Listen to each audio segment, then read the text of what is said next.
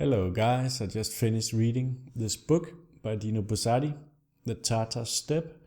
So we're going to discuss that a little bit. The book was written in 1938, and as we all know, that was right before the Second World War. So in that capacity, the book seems almost prophetic.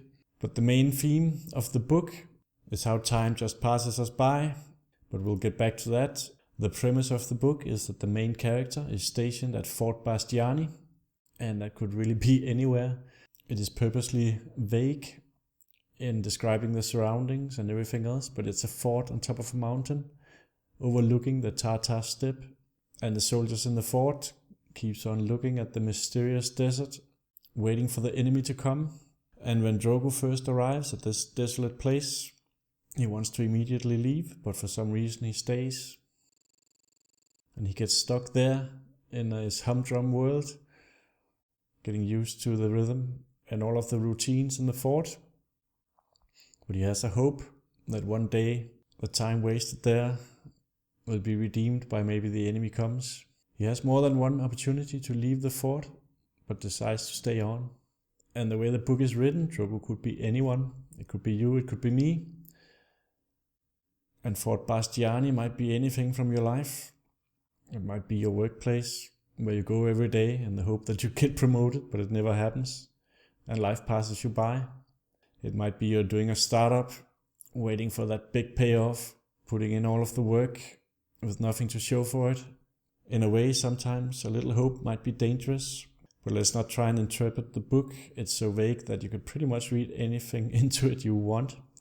But the main theme is how we go through life and the different phases. It's excellently written, and you feel like you're right there in the mountains along with Drogo, walking along the walls, looking at the Tartar Steppe, wondering if the enemy is out there, hoping sometimes that it is.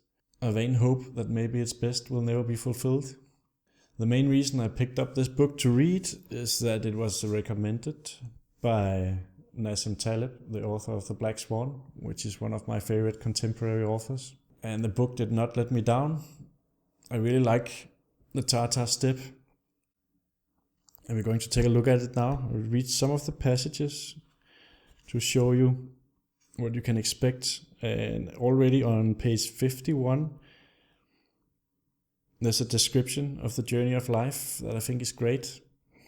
It's rather long, so stay with me. Up to then, he had gone forward through the heedless season of early youth, along a road which to children seems infinite, with the years slip past slowly and with quiet pace, so that no one notices them go. We walk along calmly, looking curiously around us. There is not the least need to hurry. No one pushes us on from behind, and no one is waiting for us. Our comrades, too, walk on thoughtlessly, and often stop to joke and play.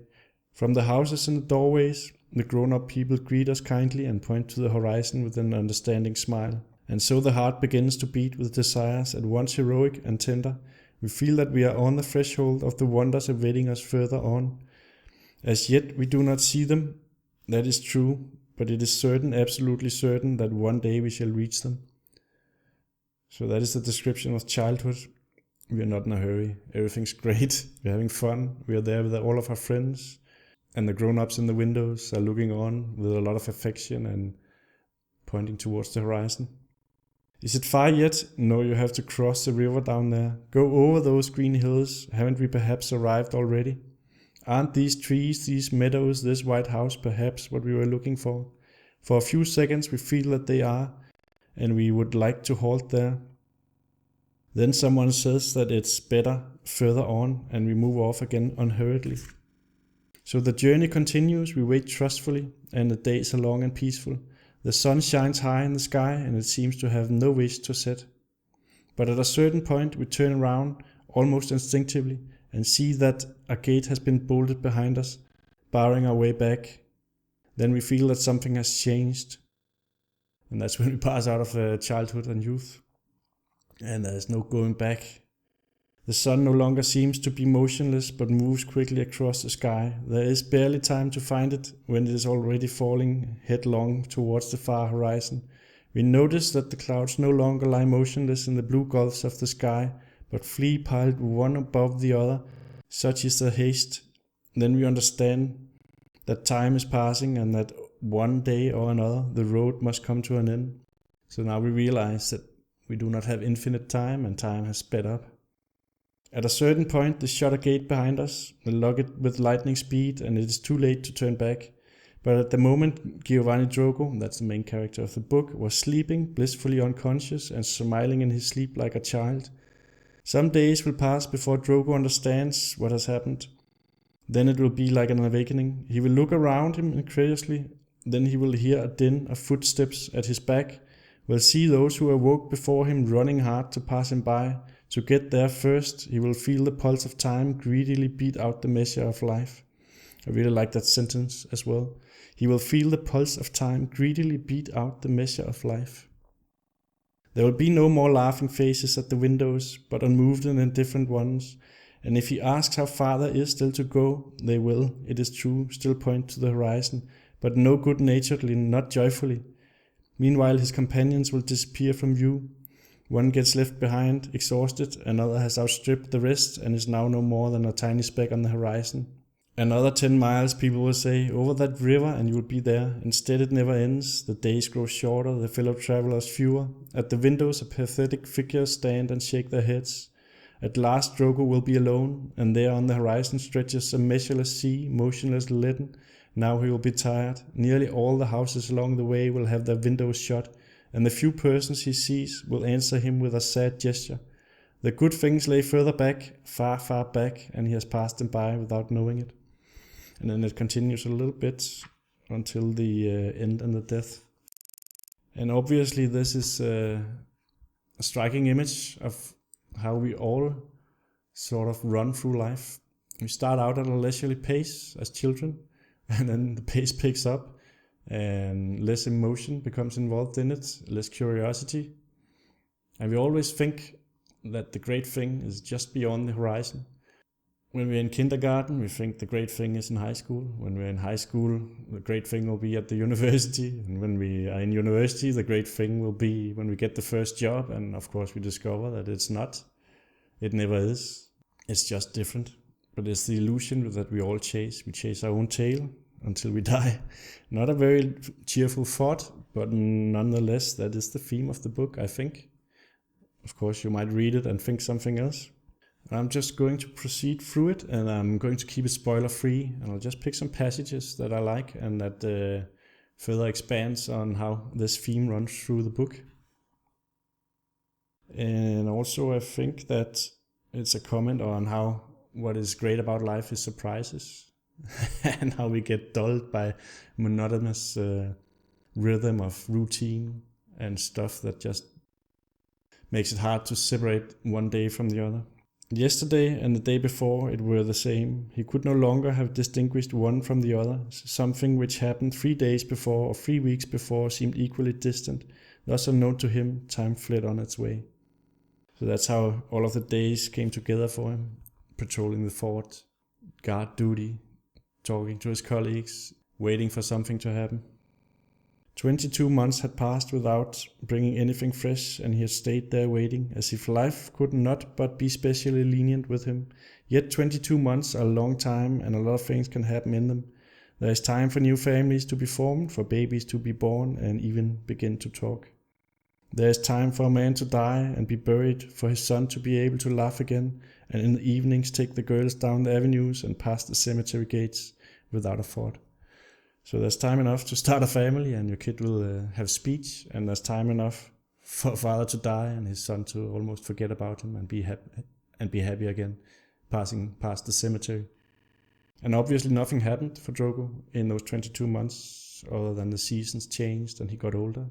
He stood on the wall and he gazed into the Tartar Steppe, looking for the enemy, wondering if it might come and redeem his effort and his presence there. He deludes himself, this Drogo, with the dream of a wonderful revenge. At some remote date, he believes that he still has an immensity of time at his disposal. And this again is Drogo waiting for the enemy that might come or might not come, and postponing his life for a goal. It seemed obvious that their former hopes, their warlike dreams, their constant waiting for the enemy had been no more than a pretext to give life some significance. And I guess you could take this as a comment that might be no different from doing a job you don't like because you think the promotion is just around the corner and it might never come. But it may, who knows? Maybe you'll hang around like Drogo, or maybe I will. And here's a passage about the goal ahead. They became more cheerful, as if something had been gained, all the less time to pass at Fort Bastiani. They calculated thus, they had a goal of their own, never mind whether petty or glorious, and they were content with it. So they're happy just for the time to pass, because that will mean that the end at Fort Bastiani might be near. And I think this is a familiar thought for anyone, really. You might have been bored at school waiting for the time for the class to end, or you might have been in the military like I have been for 8 months, and after 3 months you were just waiting for the months to count down so you could get out of there, and even just time passing would be some kind of an achievement for you, even though it was not.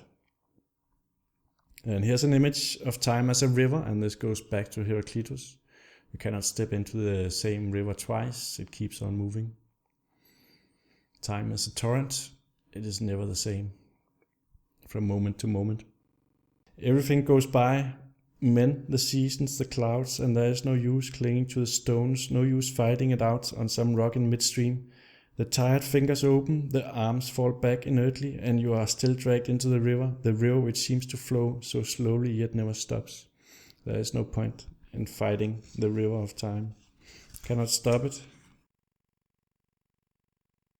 And here's a very good passage, I think. Alone with pain. Little by little his hopes grew fainter. It is difficult to believe in a thing when one is alone and there is no one to speak to. So he's alone with his hope. That is also a pain. It was at this period that Drogo realized how far apart men are, whatever their affection for each other. That if you suffer, the pain is yours and yours alone. No one else can take upon himself the least part of it. That if you suffer, it does not mean that others feel pain even though their love is great, hence the loneliness of life. And I think this is correct, that if you have a friend and something great happens to that friend, you will be really joyous about it, you'll be really happy for him. Unless, of course, you're jealous, but if you really are happy for him, you will really get involved in it. You're very empathetic in that way. But if a friend comes and tells you that his mother died, you'll say that's really sad, and you'll say you're sad for him, and a little while after you will have forgotten all about it and be about your business. We are not really built in our brains to be that empathetic with the pain, I think, but more with the positives that happen.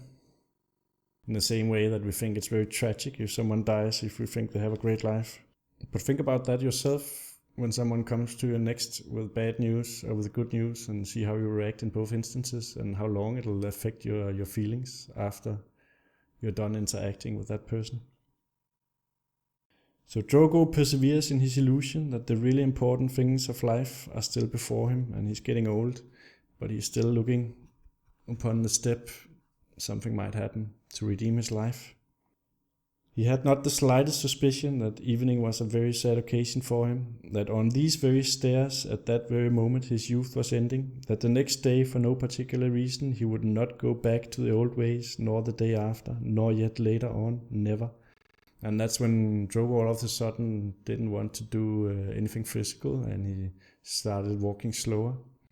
And that is when his youth ended, and he didn't notice it. And here's a description of how history repeats itself.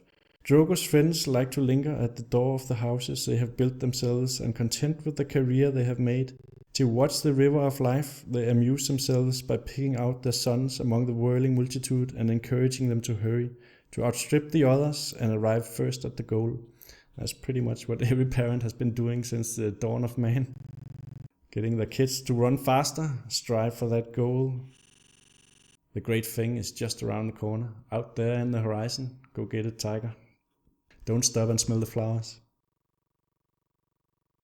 And I think this would be spoilers, so we're going to skip all of this. Yeah, so that's pretty much what I made of the book, and I'll tell you that it's an excellent book, and of course that's the point of making this video. I think you should read it, otherwise I wouldn't have made this video. And the book's not that long. It's 265 pages, and it's a relatively small book. There's not that many words per page, so it's a quick read.